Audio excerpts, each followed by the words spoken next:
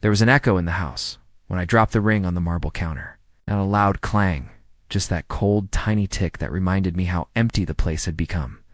She wasn't home, obviously. She was across town, sitting at a rooftop restaurant, with the man she accidentally bumped into at a gym 4 months ago. The man, she said, was just a friend who's helping with fitness goals. His name's Troy. Of course it's Troy. He looks like the kind of guy who names his muscles and drinks smoothies that cost more than my weekly groceries. So while she was out sipping imported wine with Troy, laughing in that fake, breathy way she used to laugh only for me, I was here, in our house. Our house. Just me and that stupid little ring she used to flash in every Instagram post like it was some sort of trophy. I took it out of the drawer where she hid it after postponing the wedding. Not canceling, just pausing, like love was a TV show you could resume after a quick bathroom break. I left it next to a bottle of her favorite perfume, the same one I found all over the passenger seat of his black Audi last week. Funny, right? She couldn't even bother switching up her scent. Then I packed my stuff. Not dramatically, no smashing frames or burning pictures. Just folded shirts, some socks, laptop. A folder of receipts and financial statements that might come in handy when this whole thing blows up legally. As I loaded the trunk, I found the envelope I wasn't supposed to see. It was wedged under the spare tire cover. Airline tickets, 2 of them, first class. Her name and his. Departure date, 2 days from now. Ow! So the pause was actually a farewell. Tour? I didn't scream. I didn't cry. I didn't even call her. I just texted her. Check the kitchen. The ring's home. I'm not. That should have been the end, right? Except the part that came after. The part that still makes my hands shake and my stomach twist. That didn't happen until the next morning when the cops showed up, and one of them said, "Sir, we need to ask you a few questions about Madison Sloan." And the other one added, "This isn't just a breakup anymore." I thought it was a mistake. Like maybe they had the wrong house, the wrong guy. Maybe they were looking for a neighbor. You know how your brain just refuses to accept reality when something feels off? 2 uniformed officers, one tall and quiet, the other one flipping through a little notepad, already asking questions before I could finish opening the door. "Mr. Elwood Banks, do you have any idea where Madison Sloan is right now?" "Probably with someone named Troy." "Why?" "She didn't show up at work or at her apartment. Her phone's off. Her parents haven't heard from her." "Okay, but what does that have to do with me?" He looked at me for a second, just stared, and that's when I realized they weren't here to accuse me of anything. They were here because they didn't know what else to do. One of them asked if they could come in. I didn't say anything, just stepped back and let them enter the house she used to call our forever home. I watched them look around, her shoes still by the door, the robe still hanging behind the bathroom door, the half-finished candle in the living room. Then they asked me the question I hadn't prepared for. "Mr. Banks, when was the last time you physically saw Madison?" I had to think. It had been almost 4 days since the huge fight, the one where she said, "I'm tired of pretending you're the one." She stormed out after that. I didn't follow, I didn't text. I just let her go. I thought she'd come back when the drama fizzled out, like she always did. They asked if I'd mind opening the trunk of my car. My breath caught. Not because there was anything to hide. Ty packed my stuff, remember, but the way they asked it. It didn't feel routine. I opened it slowly, heart racing, just clothes, my duffel bag, a folder of old tax documents. In the little metal lockbox with some cash I'd saved from bartending. Nothing illegal, nothing strange. But the cop looked at me again and said, "We're going to need to take this box, and we'll need you to come with us." "What?" "It's probably nothing, just standard procedure. There's something you need to hear." At that point, my mouth had gone dry. I was sweating through my shirt, and I hadn't even done anything. I kept telling myself that. "You didn't do anything." We got to the station. They didn't cuff me or anything. I wasn't under arrest. The moment I sat in that cold metal chair, they dropped the bomb. There was a voicemail left at 3:11 a.m. on Madison's phone. Then her phone cut off. "You need to hear what she said." He pressed play on a small recording device, and her voice came through, crackling, breathless, terrified. "Elwood, if you're hearing this, I messed up. I messed up so bad. I shouldn't have said what I said. I shouldn't have gone with him. Please, please don't let this be how it ends. Then silence. And then the sound of tires screeching, and nothing. I sat there, completely frozen. My lips tried to move, but couldn't form words. I wanted to say, "What is this? What does it mean? Why are you playing this for me?"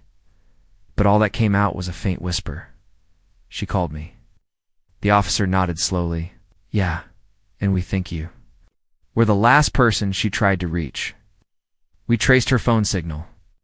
The last ping came from the edge of the Willocks Cliffs an hour after that message. Willocks Cliffs. The place we once took engagement photos. The place she swore made her feel infinite. And now it was the place where her signal disappeared. I didn't sleep that night. Couldn't. They let me go around 3 a.m., said they'd keep me updated, but that phrase felt meaningless. Can't tell a man that his fiancée might have vanished. Near a cliff after leaving a panicked voicemail, and then just say, "We'll be in touch." That's something you say when a library book is overdue, not when someone you were about to marry might have never made it home. I drove straight to Willocks Cliffs. The sun wasn't up yet, but there were already 2 patrol cars parked off the trailhead, and yellow tape stretched across the viewpoint. I didn't care. I ducked under it and ran, ignoring the shouts behind me. The wind was brutal, the kind that slaps you across the face and doesn't apologize. My feet hit the gravel with sloppy, desperate thuds as I pushed toward the edge. There was no sign of her. No purse, no phone, no keys. Just skid marks from a car that had stopped too suddenly, and a crushed energy drink can that looked too clean to have been there long. One of the officers caught up with me. A younger guy, barely 30, eyes red from no sleep. He didn't yell at me. For breaking protocol, he just sighed and said, "She's not down there." I blinked at him, trying to understand. "What do you mean? We sent drones, search and rescue? Nothing? No body, no vehicle, no signal?" "But you said the signal ... Yeah, the signal ended here. But nothing else fits. No surveillance. No tire tracks coming back. And get this ... No one saw her leave with that guy. Troy, right?" I nodded, trying to process. He leaned closer. "There's no record of a Troy Hartman anywhere. No gym membership under that name, no apartment lease, not even a matching driver's license in the state." That stopped me cold. "What are you saying?" "I'm saying," he whispered, "either she made him up, or he's using someone else's identity." By the time I drove back to the house, my head felt like it was stuffed with static. Every second replayed. In fragments, the voicemail, the empty trunk, the ticket I found with both their names. Could she have forged it? Had I misunderstood everything? I went to her closet. Half her things were gone, but not all of them, just the ones she never wore. It was like someone had packed in a hurry, but tried to make it look like it was a clean break.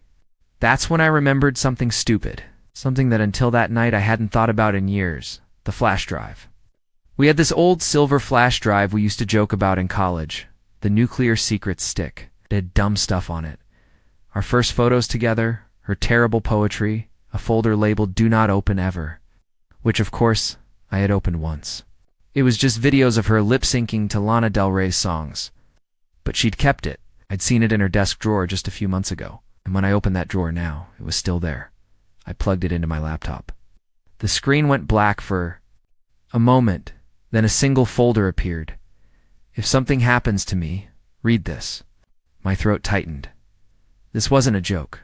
This wasn't poetry or memes or nostalgia. I opened it. There were 4 files. One was a document, a typed letter dated a month ago. One was an audio recording just labeled "Heard at Night." And the other, 2... They were labeled "Elwood's Not Crazy," and he lied to both of us.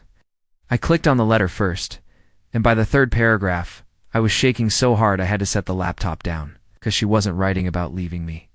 She was writing about someone following her, and she wasn't talking about Troy. She was talking about someone else entirely.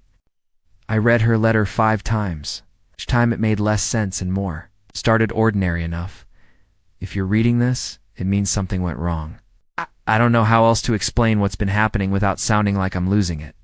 But I know what I saw, I know what I heard, and I know what he told me the night he showed up at the hotel. Wait, what hotel? The further I read, the worse it got. Apparently, Madison had been meeting with someone she never named. She didn't describe his face, didn't give him a name. She just called him the man from the hallway. That sounded ridiculous. At first, until she described how she kept seeing him outside her gym. At the corner near her office, even once reflected in the window behind her during a Zoom call. She didn't tell me about any of this, not one word. Instead, she wrote it all down on a drive she hid in her desk like a damn thriller novel. She said the man warned her not to go through with the wedding, told her I wasn't who I claimed to be, that I had secrets, that she should disappear before it was too late. I sat there in complete disbelief. I didn't have secrets. I wasn't lying to her. I barely had the energy to keep up with life after she started pulling away. Something I'll never forget. He knew about the cabin in Birch Hollow. He said he'd seen me there alone, even though I never told anyone I go there when I need to think. He said he found my diary, the one I keep in the flower box under the porch. My blood ran cold. I didn't even know about the cabin. We never had a cabin. That night I drove straight to Birch Hollow. It's about 70 miles northeast, a mix of vacation rentals, dense woods, and that off-the-grid vibe that makes you check over your shoulder more than you'd like. There was a small mailbox nailed to a tree near the entrance that just said Hollow Run 7B. I didn't know what I was looking for until I saw it. A little one-bedroom cabin. White paint peeling off the side, porch light dead, wind chimes dangling, but silent. And in the middle of the porch, an overturned flower box. I don't know what made me do it, instinct maybe, but I knelt and lifted the box. Beneath it, tucked in plastic to keep it dry, was a soft brown journal. Madison's handwriting. Slanted, messy, familiar. I opened it, and what I read made me want to throw up. Page after page of her describing her dreams, her fears, her suspicions, and every few entries, something horrifying. She mentioned seeing me in places I hadn't been, described me saying things I never said, doing things I never did. There was one entry that read, Elwood was in the hallway last night, but he didn't come inside, watching. I called out to him, but he didn't answer, just smiled. I hadn't been anywhere near Birch Hollow. I was working a double shift that night with time-stamped receipts to prove it. So who or what did she see? I took photos of every page, every single word. Then I packed the journal and left. I didn't want to spend another second there. But I wasn't done with that flash drive yet. When I got home, I opened the second file, the audio labeled Heard at Night. I should have braced myself. The recording was short, 42 seconds. It started with the soft sound of crickets, then a door creaking open, Madison breathing. She whispered, something hard to make out, and then a man's voice, cold, calm, not mine. He said, you don't need to run. He can't save you. Then a long silence, and Madison's voice, trembling, but you said he was never real. And then static. The file ended. My chest tightened. My lungs wouldn't work properly. My hands were sweating. What the hell had she gotten into? And why did this man from the hallway sound like he knew something about me that even I didn't? After listening to that recording, I couldn't just sit there. I was pacing like an animal in a cage, retracing every step, every conversation Madison and I had. In the last 3 months, none of it made sense anymore. She hadn't just been cheating. She hadn't just lied. Something else was happening, and somehow I was a part of it without even knowing how. I needed answers, real ones, not ghost stories, not whispers from an old journal. So I did what desperate people do. I went to her old therapist. Yeah, I know how that sounds. And yes, I lied to get the appointment. I told the receptionist I was her fiancé, and it was about her disappearance. That part was technically true. The rest, well, I said I was seeking help for myself, and I just needed to understand her state of mind in the weeks before she vanished. Dr. Levine didn't want to talk to me at first. She looked at me like I was dangerous, not aggressive, more like unstable. She asked if I'd seen the news. I hadn't. I was too deep in my own mess, so she pulled out her phone and showed me the article. Madison Sloan, 32, still missing. She. Not a suspect, but questions remain. They had used the photo of us at last year's Christmas party. She looked perfect in red. I looked like I just stepped into a memory I wasn't ready to lose. Then Dr. Levine said something I didn't expect. She told me about the man in the hallway. My heart nearly stopped. You believed her? I didn't at first. Was disassociation or high-functioning paranoia? But then she started bringing me physical evidence. What kind of evidence? She took pictures of the same man, same coat, same posture, same vague face standing in different public places, miles apart. Always just far enough that it could be coincidence, always just close enough to feel like a message. I leaned forward. Did she ever say what he wanted? Dr. Levine hesitated. Then she got up and unlocked a drawer behind her desk. She slid a thin envelope toward me. She left this with me 2 weeks ago.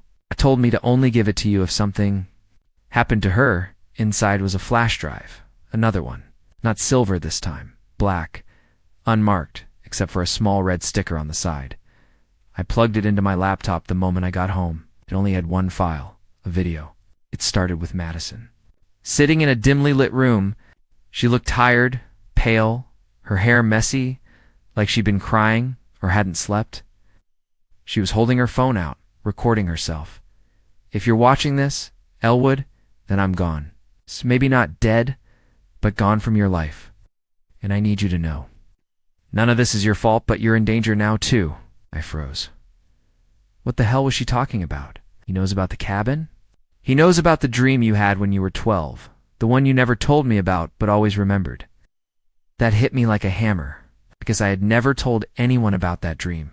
Not her, not my parents, no one. It was something that haunted me for years, a recurring dream of standing in front of a burning house while a shadowy figure whispered, "You don't belong here."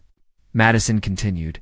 He said he's been watching both of us for years, that we were never supposed to meet, that our timelines crossed by accident, and that now the balance is broken. She took a shaky breath. I didn't believe him, Elwood, not until I saw it. Not until he showed me your photo from 1996 standing outside the Birch Hollow cabin that stopped me cold. 1996. I would have been 7. We never owned a cabin. I'd never even been to Birch Hollow until last week. But then she held something. Up to the camera, a printed photo. And there I was, a child, standing barefoot in the grass, staring into the lens with a vacant expression. And in the corner of the frame, barely visible behind the porch, was a blurry shape. A tall man in a dark coat, the same posture, the same outline. The same shadow that had followed her, the same one from my dream. I didn't sleep that night. I didn't eat the next day. I just kept rewatching that video, trying to understand what any of it meant. And then I heard it, something buried in the background of the recording. Not Madison, not noise. Voice, low, clear, repeating one line. He's starting to remember. Don't even know how to start this part without sounding insane. But honestly, I think I crossed that line a few nights ago. And at this point, it's not about sounding rational. It's about surviving whatever this is. After watching Madison's video again and again, hearing that voice whisper, he's starting to remember. I couldn't take it anymore. I needed to know. What I was forgetting? What I had buried? If this thing, this man in the hallway, had really shown her a photo of me as a child, one that I had no memory of, I had to find something that could confirm or disprove that I'd even been to Birch Hollow. In the first place, so I called my mother. Big mistake. I asked her straight out, "Did we ever go to Birch Hollow when I was a kid?" There was a pause, a long one, and then her voice got tight, almost rehearsed. "No, never. Why are you asking that?" No, please. Not even once. Not a family trip. Not a weekend away. No. Elwood, you've never been there? Stop worrying about the past. She hung up before I could ask anything else. That wasn't like her. My mom never hung up first. Not unless. She was hiding something. I didn't sleep that night. Again. I walked around the house until the floors creaked like old bones. I dug through every drawer, every storage bin, every unopened box in the attic, and then I found it, a plastic tote buried under old blankets. Inside, my grade school stuff, a crumpled superhero lunchbox, faded baseball glove, a collection of birthday cards from dead relatives, and then, underneath an old backpack, a journal. It was one of those hardbound kinds kids use when they're learning to write. Blue cover, stickers of planets and stars, the name Elwood written in huge, shaky letters across the front. I opened it. The first entry was dated June 3rd, 1996. I froze. That was the same summer, Madison said, I appeared in that photo. The summer, I was supposedly never at Birch Hollow. The entries were short at first, weirdly formal, like a child copying a script. Today I saw the man again. He was in the woods. Mommy says he's not real, but he waved. I dream about fire every night. The house burns, but I'm not scared. He says it means I'm waking up. He knows my name, not just Elwood. He called me the Mirrored One. I asked what that meant. He smiled. As I kept reading, the handwriting changed, became sharper, more precise. The language shifted. By the time I got halfway through, it didn't sound like a child writing anymore. It sounded like someone documenting a plan. I know what he wants now. He wants her. He says she remembers more than I do, that she's the key. I think I was someone else before. I think I still am, he said. I was never supposed to come back. When the time comes, the ring will go back. That's how it ends. That's how it begins again. That line stopped me cold. The ring. The one I left on the counter the day she went missing. Was I following a script I didn't even know existed? I didn't remember writing any of this. I didn't. Remember these dreams, these visits, the man in the woods, the fire, but the handwriting, ... it was mine, or at least it looked like it. And the last page, it wasn't a journal entry. It was a photograph, taped in, brittle with age. A picture of the same cabin at Birch Hollow, no people, just the building, barely visible through the fog. But on the back, written in dark red ink, you were never alone. You just didn't know who else was watching. I slammed the journal shut and backed away from it like it was toxic. I needed someone to tell me I was losing my mind. I needed proof that none of this was real. So I called my friend Jonah. He's a data recovery specialist. Basically a tech geek with a talent for dragging files out of broken computers and crashed drives. I told him I had something important, something that might have been tampered with. I didn't say much over the phone. I just asked if I could bring him the flash drives, both of them. He agreed, said he'd meet me the next morning, only he never showed up. Instead, I got a message at 3:47 a.m., no text, just a video file. And in it, Jonah looked terrified. He was in his car, parked somewhere dark, the windows fogged, his voice shaking. I don't know what the hell you've gotten into, man, but someone came to my apartment. They didn't knock. They didn't speak. They just stood there watching. I think it's him. I think it's real. I'm leaving town. Don't call me. Directly into the camera. Burn those drives now before it's too late. The screen went black, and that's when I heard it. A knock at my door. Not loud, not fast. Just 3 slow, deliberate knocks. I didn't open the door. I just stood there, staring at the handle, frozen in place. 3 slow knocks. No voice, no footsteps walking away, and somehow, the most disturbing part, no sound of a car pulling up. Before it, if it had been a delivery guy, a neighbor, the police, I would have heard something. But it was dead silent. I stayed crouched behind the couch until morning light pushed its way through the blinds. When I finally got the courage to peek outside, the porch was empty. No footprints, no sign anyone had been there. I needed to stop pretending this was just paranoia. So I did the only thing left. I opened the last file on the silver flash drive. He lied to both of us. It was a video, screen-recorded footage of Madison's laptop, judging by the layout. She was browsing through a forum, one I didn't recognize. The logo was weird, almost like a maze spiraling inward. She clicked on a thread titled, "The Man in the Hallway, Do You Remember Him Too?" Inside were dozens of messages, not from trolls, not from kids pretending to be scared, from people describing the exact same thing, a man in a dark coat appearing. At different points in their lives, telling them things about their past no one else could know, always watching, never aging, and one post stood out, username EchoTwin94. It simply said, "I met him in 1996. He told me I'd forget. But when the ring returned to the counter, the loop would break. If you're reading this, I think you're me. I paused, read it again, then looked at the user's profile. It was locked, but there was one note in the bio. Birch Hollow Cabin. The mirror isn't a reflection, it's a doorway. That's when I remembered something even more disturbing. I'd seen the username before, not online. Written on the back of the childhood photo Madison had shown in her video, Echo Twin 94. She hadn't noticed it, because I'd written it. In my own handwriting. I didn't sleep the night before. I just sat on the floor, flashlight in one hand, the journal in the other. The flash drives scattered in front of me like puzzle pieces I couldn't fit together. But one thing had finally become clear. I wasn't going to outrun this by hiding. I had to go back. To the cabin, to Birch Hollow, to whatever memory or truth waited for me there. So I drove. No music, no stops, just the hum of the tires and the occasional flicker of doubt screaming from the back of my mind. But I didn't turn around. The cabin looked the same, lifeless, silent, still holding its secrets under that chipped paint and rotting porch. But this time, I wasn't scared. I walked inside. Everything was untouched.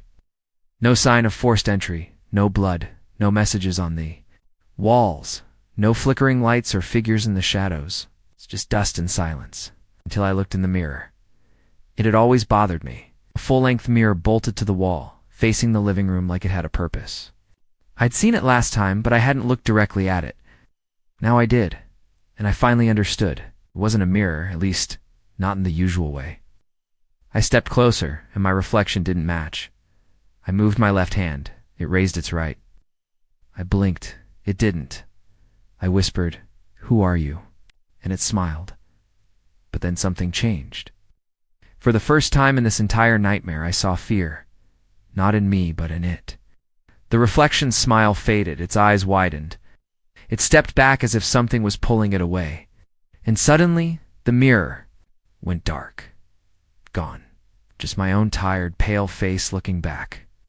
A flash of heat ran through my chest, a rush of air, a moment of stillness, like a cord had finally been cut. And for the first time in weeks, no whispers, no knocks, no static, just silence, peaceful silence.